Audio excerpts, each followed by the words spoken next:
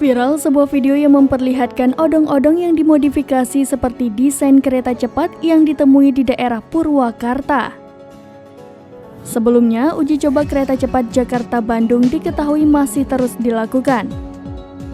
Namun siapa yang sangka jika momen itu justru dijadikan sebagai ide yang menarik untuk memodifikasi kendaraan layaknya hal yang dilakukan oleh seseorang.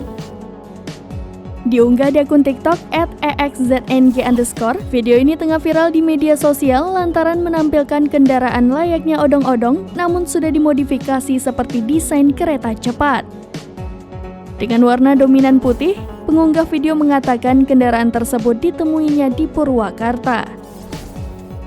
Untuk lokasinya pun diketahui berada di Taman Air Mancur Sri Baduga Purwakarta. Alhasil, video ini banjir komentar dari netizen dan beberapa dari mereka merasa terhibur dengan video tersebut lantaran disebut unik.